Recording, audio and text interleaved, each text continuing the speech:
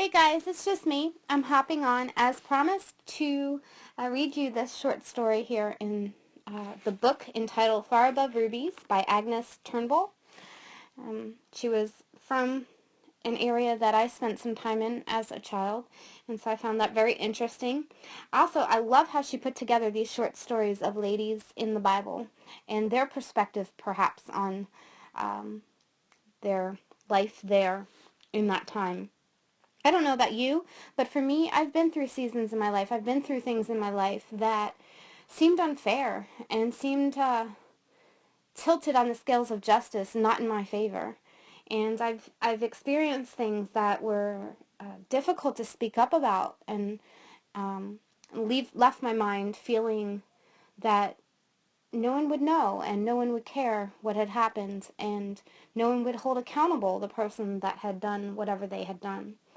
And so I found great comfort in this story, and I hope for you, if nothing else, that you find great comfort in this story, knowing that God does know, and He does see, and He does take care of things for us. It may not always be in our timing, but He does. So with that, I'm going to jump right in.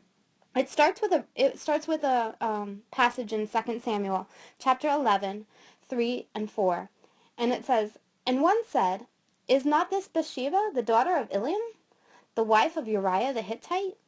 And David sent messenger and took her." The chapter is entitled The Heart of Bathsheba. Spring had come to Jerusalem. A sudden warm breeze had touched the sleeping gardens, and the almond trees had sprung up into blossom. Even on the hills about the city a gentle quickening was abroad, for masses of scarlet anemones and crimson poppies flamed now, where a month before had been only rocky slopes. And in the outer fields the barley and wheat were already beginning to head. For winter and the rain were past. It was the time of year for flowers and the soft call of a turtle-dove, for the tender perfume of the budding grapevines, and for kings to go forth to battle. There had been this year, as usual, in Jerusalem, the flare of banners, the sound of trumpets, and the tread of strong men through the streets. Israel had gone forth to make war upon the Ammonites, and to capture their stronghold of Rabbah, city of waters. But this time David the king had tarried behind in his palace. Joab had captained the host with David, 37 picked men as leaders.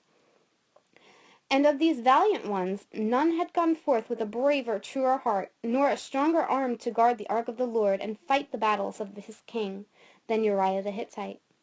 And none had gone forth more beloved, for in the little home that stood almost within the shadow of the king's house dwelt Bathsheba, his bride. It had been a hard parting for Uriah. He loved his wife, as a strong man loves. The wild free vigor of his boyhood amongst his own people in the south, the hard stress of the later years of daring exploits and nights in open field, of intrepid assaults and bitter struggles, all this had become concentrated into a passion as powerful as his own resolute nature, as tender as that inner chamber of his heart that opened only to Bathsheba. Bathsheba of the timid, trusting dove eyes, of the rippling flood of golden bronze hair that seemed too heavy for her small, exquisite face, of the laughing lips and tireless young limbs, Bathsheba of the white soul and gentle heart. It had been indeed a painful parting, for they had lived in the little house only half a year. But Uriah had long before yielded his life to the service of his king. He prized the honorable place he had won among the valiant ones. He admired Joab with all the intensity of a seasoned soldier's worship of this general. He was a warrior, and battles must be fought. Bathsheba, too, had been brave, though her eyes were misty. Her father Eliam and her grandfather Ahithophel had gone forth each spring as Uriah was going. From childhood she had heard nothing but the business of war, of the might and the valor of King David. She knew by heart the stories of his mighty men, how Adino and Eleazar and Shammah had each single-handedly been victorious over companies of Philistines, how 3 of the 30 chief ones had fought through the enemy's lines at night, burst through the garrison at Bethlehem, and carried back to King David the cup of water for which he longed. How Benaiah had slain a lion in the pit one snowy day. How he had wrestled the spear with a weaver's beam from the powerful Egyptian, and then killed him with his own weapon. Great dauntless men, invincible. But in her heart, Bathsheba knew that the noblest, the most loyal of them all was Uriah, whose mighty strength became the weakness of love at her slightest touch, whose powerful hands, hardened from grasping the spear, trembled with tenderness as they smoothed her hair, whose eyes that flashed response to the call of Joab grew dim with utter adoration when she lifted her face to his. And on her part, Bathsheba poured out from the treasures of her girlish heart, long motherless, such a wealth of love that Uriah became to her life itself, the very reason for her being. For 3 weeks now Bathsheba had been alone in the little house, but she had been neither lonely nor afraid. Old Abigail, who lived next door, watched over her, as Uriah had begged her to do. And besides, was she not in the very shadow of the palace of the king himself? On this day there was a spring not only in Jerusalem, but also within her heart. She had felt as she woke in the morning that strange joy that suddenly strikes youth when the air and the sunshine have in them the sweet thrill of life. She had sung blithely as she ground the meal for her breakfast cakes. How little it took when Uriah was away. She had run back and forth in the small garden, exclaiming to herself, laughing aloud in her delight, for the peach trees that grew around the little pool which Uriah had built for her were a mass of pink bloom. She drew the boughs down to look at the miracle. How sudden it seemed at the last, bare branches one day, and in an incredibly short time a cloud of flower. Bathsheba drew a breath of rapture. So with other things, she and Uriah just themselves now in the tiny house. Then some day little faces about them, little feet in the garden, little hands pulling on the peach boughs. In the fond secret delight of the thought she ran under the trees, peered into the pool, then circled about in an abandon of boundless hope. What a happy day! She would plant a great bed of lentils by the farther wall. She would set out the 2 little fig shoots old Abigail had promised her to surprise Uriah when he came home. A happy day. She ran back to the house and caught up the water jar. She would go clear to the well outside the gate this morning. On the way she chatted with the other women, going for water. She laughed gaily and pointed out to them the scarlet patches of anemones on the hillside. She sang again as she swept out the house. She ran eagerly over to old Abigail's and bore her back along to watch the planting of the lentils and fig shoots. The bright afternoon waned. Sunset came. Bathsheba prepared her evening meal. Then she stood by the window and looked upon the tent where the ark of the Lord was accustomed to rest, and offered her evening prayer. She prayed for the peace of Jerusalem and the prosperity of all that loved her. She prayed that Jehovah would stretch out his arm and give victory over his enemies. She prayed for David, the conquering king, the sweet singer of Israel, the Lord's anointed. She prayed for the safety of Uriah. Though 1,000 should fall at his side and 10,000 at his right hand, she besought the Lord that death should not come nigh him. She prayed that Jehovah would be gracious and make her as a fruitful vine, that children like olive plants might be round about their table.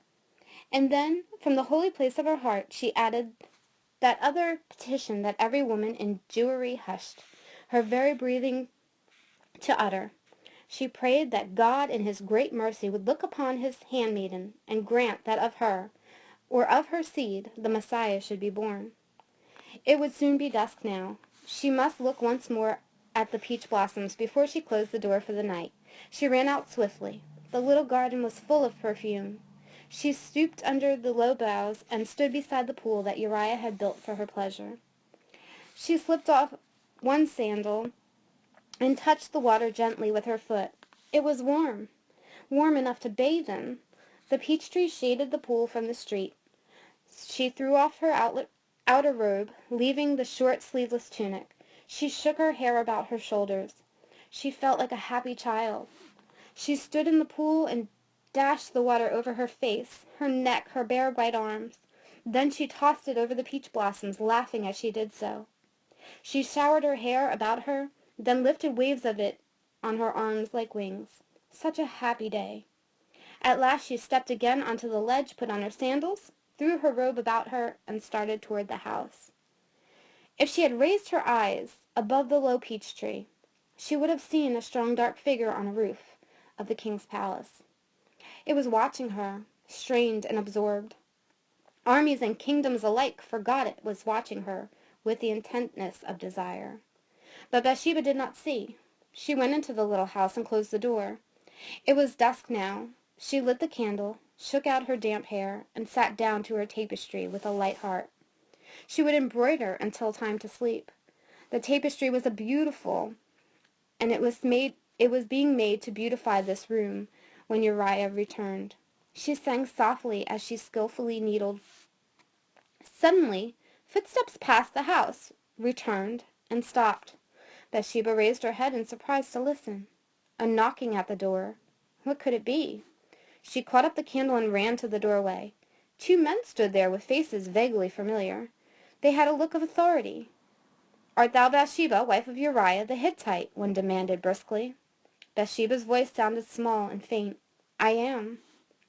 "The king desires to speak with thee at once. We are sent to fetch you." A fear, immediate and ghastly, pierced Bathsheba's heart.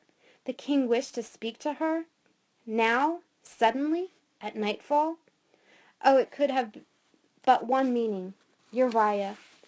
David had received news of the battle. Uriah wounded. Uriah dying. Uriah dead? God of Abraham, Isaac, and Jacob, be merciful. Spare him. Save him. With a quick movement, she put out the candle and threw it from her. She sprang from the doorway. "Hasten," she cried to the messenger, who had fallen back as though surprised at her swift compliance. A leaden numbness seemed to weigh her limbs, and yet they bore her on. Uriah wounded, in need of her. Oh, she would start that night. She would go to meet him. Perhaps the king would give her a guide. She would nurse him back to health. He could come home and lie in the garden under the peach tree. Uriah dead. God of our fathers, be merciful. It could not be. He was too strong, too brave. She loved him too well. She glanced at the men beside her. There was a strange smile, half pity, exchanged between them. Ah, they knew. They could tell her now, but better to hear it from the lips of the king himself, whom Uriah had loved and served. They had reached the outer gate. They were now in the palace. They were going through long dark corridors, through great empty rooms. Bathsheba was trembling. Her breath came in gasps. Her throat was hot and dry. It was rising over her again, and that first deadly fear. The messenger that stopped before thick curtains. One was drawn aside to allow her to enter, then dropped heavily behind her. Like a frightened doe, she sped across the tapestried floor, one hand clutching the loose robe to her bosom, the glory of her unbound hair streaming about her, her eyes soft and beseeching. It was thus that Bathsheba fell at the feet of her king, with her face raised like a white flower to his. The sun rose the next morning in radiance above the Mount of Olives. It sent shining shafts to touch the mountains of Moab and turn them to yellow and pink. It smiled upon the blue calm of the Dead Sea. It woke the drowsy flocks and the kneeling camels that patiently waited for the morning just outside the city wall, and brought back to the laborers of the day the sleeping shepherds and drivers who, wrapped in their rough skin cloaks, waited with them. It flamed golden above Jerusalem, over the women grinding in the doorways, over the men going forth to their work. The golden light flooded the little garden of Uriah the Hittite, bringing new tints to the almond blossom, and fresh perfume to the peach tree. It brooded upon the lentil bed and upon the tiny pool. It seemed to linger, waiting. But within the house there was no sound of happy song. There was no light feet running to and fro, no bright head bent above the mill in the doorway, no laughing eyes turned toward the garden. Instead, there lay prone upon the floor a slight form that sometimes moved or moaned as if in dire distress, and in the soft white flesh of the extended palm there were blood where her nails had cut in. For in the darkness of the night before, King David had once again gone forth into battle, not as against the hosts of the Ammonites or the Philistines. A solitary giant had opposed him, stronger than Goliath, invisible, terrible. King David had warred against an evil desire in his own heart, and had fallen defeated before it. The conquering king of Israel had been vanquished by the dark enemy of his own lust.